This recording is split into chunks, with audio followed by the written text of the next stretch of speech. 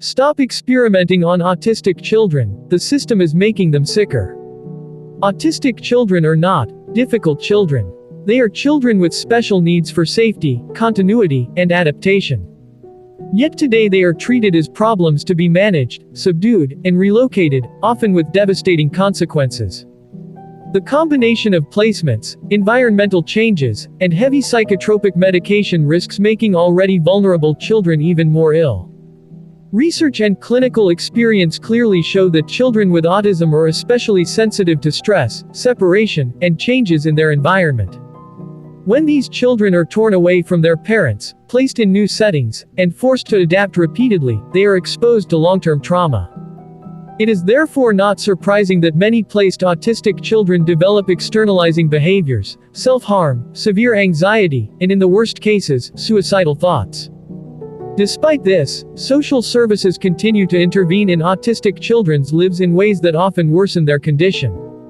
Instead of building support around the child and the family, separation, placement, and control are chosen. This is a structural failure.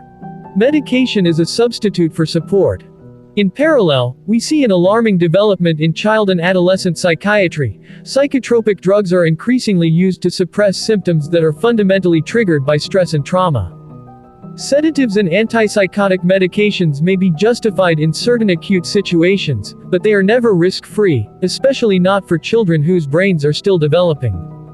Several medications given to autistic children can cause side effects such as increased anxiety, emotional blunting, motor restlessness, sleep disturbances, and impaired impulse control.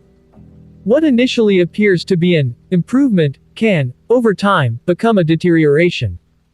When the child later feels worse, this is often interpreted as the child being even more ill, not as a possible consequence of medication or environmental burden. The result is more medication, more diagnoses, and even less focus on the child's real needs. Vaccinations, what we know and what we do not know. It is important to be factual. There is no scientific evidence showing that vaccinations cause autism. This has been clearly established in large international studies. At the same time, this does not mean that all questions regarding children's neurological development have been fully explored.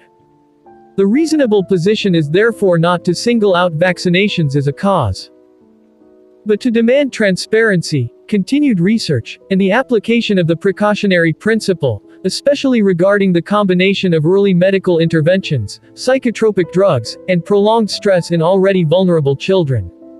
Asking questions is not the same as spreading disinformation, it is a prerequisite for medical ethics. The counter-argument of the child's best interest. A common counter-argument is that placements and medication occur in the child's best interest. But if the child's condition deteriorates, if anxiety increases, if self-harming behaviors escalate, then we must dare to ask, whose best interest is it really? The child's best interest can never be a system that splits families instead of supporting them, medicates away symptoms instead of addressing causes, interprets trauma as a behavioral disorder, ignores the fact that autism requires stability, not constant change. A call for accountability. Autistic children need safety, not more relocations. They need adaptation, not chemical suppression. They need present adults, not interventions that worsen their condition. We must stop treating autistic children as problems to be controlled and begin seeing them as human beings who need protection. Every wrong decision risks leaving lifelong scars. Some children do not survive the system's help. It is time to say it plainly. When support is replaced by placement, and care is replaced by medication, it is not the child who is failing. It is society. 1. Abilify aripiprazole, antipsychotic medication for children. What is Abilify? Abilify aripiprazole is an antipsychotic medication developed for adults with schizophrenia, bipolar disorder, severe psychotic conditions. In children, it is often used off-label or with broad indications such as severe anxiety, externalizing behavior, irritability associated with autism. This in itself is a warning sign. How does Abilify affect the brain? Abilify affects the dopamine and serotonin systems, precisely the signaling systems that regulate emotional regulation, impulse control, motivation, learning, identity development. In a child, whose brain is undergoing rapid development, this means direct interference with brain maturation processes. Known risks in children. In children, the following side effects are well documented. Emotional blunting, emotionally shut down. Paradoxical increases in anxiety and aggression. Restlessness and akathisia, an inner compulsion to move. Sleep disturbances. Weight gain and hormonal effects. Impaired impulse control. Increased suicide risk in some children. For autistic children, who already have sensitive nervous systems, this may lead to impaired self-regulation, increased sensory overload, more self-harming behavior, not less. What is sometimes interpreted as behavioral improvement is often neurological downregulation. The child becomes quieter, not healthier. 2. Alamemazine evolin, sedating antihistamine phenothiazine. What is alamemazine? Alamemazine is a strongly sedating medication, related to older antipsychotics. It is often prescribed to children for sleep, anxiety, distress, crisis reactions. Despite sometimes being described as milder, this is misleading. How does alamemazine work? Alamemazine depresses the central nervous system, blocks histamine, acetylcholine, and dopamine. This leads to drowsiness, reduced alertness, decreased reactivity. In children, this directly affects natural sleep-wake cycles. Risks in children. In children, particularly those who are neuropsychiatrically sensitive, common effects include paradoxical agitation, confusion, nightmares, emotional outbursts, memory impairment, impaired cognitive development with prolonged use. In autistic children, alamemazine can disrupt already fragile sensory balance, worsen anxiety after initial sedation, create dependency-like psychological patterns. This medication does not treat the cause, it only suppresses the reaction. 3. Melatonin, not as harmless as often portrayed. What is melatonin? Melatonin is a hormone that regulates circadian rhythm, sleep-wake cycles, hormonal timing. In autistic children, it is often prescribed as a gentle solution. The problem. In children, the melatonin system is not fully developed. External supplementation may disrupt the body's own production, affect puberty-related hormones, impair sleep architecture over time. In some children, this results in increased nighttime anxiety, nightmares, early awakenings, daytime emotional instability. Melatonin may be helpful short-term, but long-term use in young children is insufficiently studied. 4. Other medications commonly given to autistic children and their risks. SSRIs, e.g., fluoxetine, sertraline, may initially increase anxiety, risk of emotional blunting, increased suicide risk in children, may be misinterpreted as behavioral problems.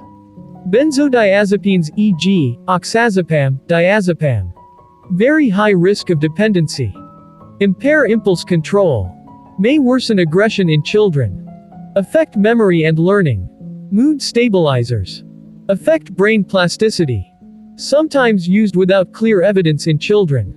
5. The critical context, autism plus trauma plus placement. This is the crucial point that is often ignored. Autistic children do not respond to stress in a typical way. Placements, separations, and environmental changes constantly activate the stress response, overload the nervous system, lead to regression, not development.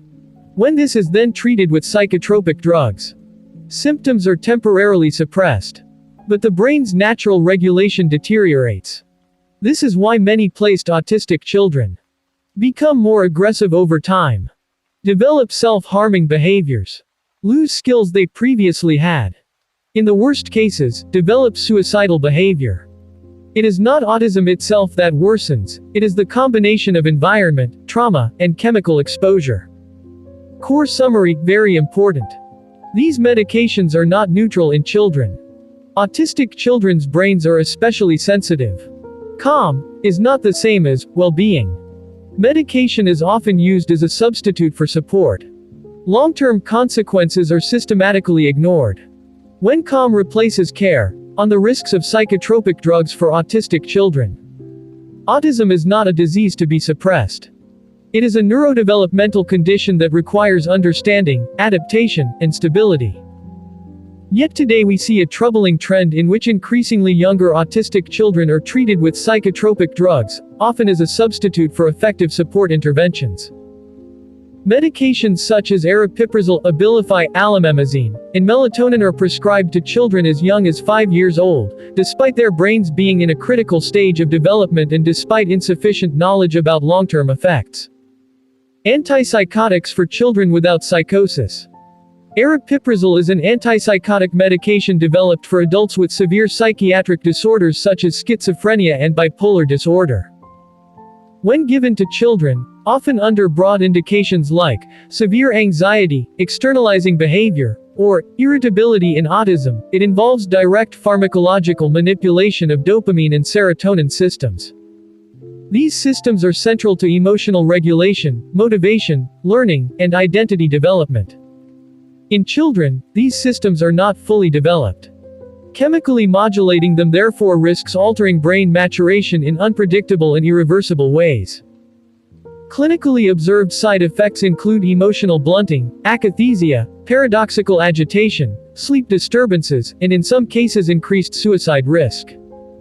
For autistic children, whose nervous systems are often already highly sensitive, this may result in impaired self-regulation rather than improvement. What is sometimes described as reduced problem behavior is in practice often reduced expressive capacity. A quieter child is not necessarily a child who feels better. Sedation instead of understanding. Alamamazine is a sedating antihistamine with phenothiazine properties, chemically related to older antipsychotics. It is frequently used in children for sleep problems, anxiety, and distress, often for longer periods than intended.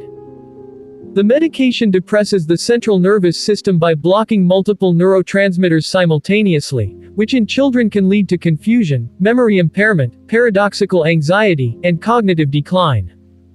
For autistic children, it is frequently used in children for sleep problems, anxiety, and distress, often for longer periods than intended.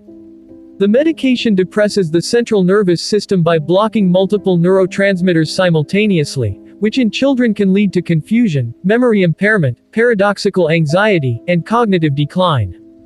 For autistic children, this type of generalized sedation risks disabling already fragile sensory and executive functions. When a child's reactions are chemically dampened instead of the environment being adapted, the focus shifts from the child's needs to the system's convenience. Melatonin, hormonal effects in the developing child. Melatonin is often portrayed as a harmless sleep aid. In reality, it is a hormone that regulates circadian rhythm and interacts with other hormonal systems critical for growth and puberty. In autistic children, melatonin is often used long-term despite limited knowledge about its effects on endogenous melatonin production and hormonal development. Clinically, some children experience increased nightmares, nighttime anxiety, early awakenings, and daytime emotional instability. A child falling asleep faster is not a sufficient measure of healthy sleep or neurological well-being. The crucial context: stress, trauma, and placement. Medication use in autistic children cannot be analyzed without considering environmental factors. Research shows that children with autism are particularly sensitive to separation, environmental changes, and lack of predictability. Placements, repeated relocations, and social service interventions can trigger chronic stress that in itself causes anxiety, aggression, regression, and self-harm. When these stress reactions are then treated with psychotropic drugs, there is a risk of medicating away signals of trauma instead of addressing the cause. It is therefore not surprising that many placed autistic children over time show declining functioning, increased self-harm, and in the worst cases suicidal behavior. The argument of the child's best interest. Advocates often claim that medication is given in the child's best interest. But the child's best interest cannot be defined by short-term symptom suppression. If a child becomes more passive, less communicative, and more dependent on chemical regulation, that is a failure, not a success. A lack of resources for individualized support is not a medical justification for pharmacologically altering children's brains. A necessary reassessment. A fundamental reassessment is needed in how society responds to autistic children in crisis. Psychotropic medication should never be the first-line solution, never replace stability, and never compensate for inadequate care systems. Autistic children need continuity, not relocation. Adaptation, not sedation. Understanding, not chemical silence. When calm replaces care, we lose what is most fundamental: the child's right to develop on their own terms.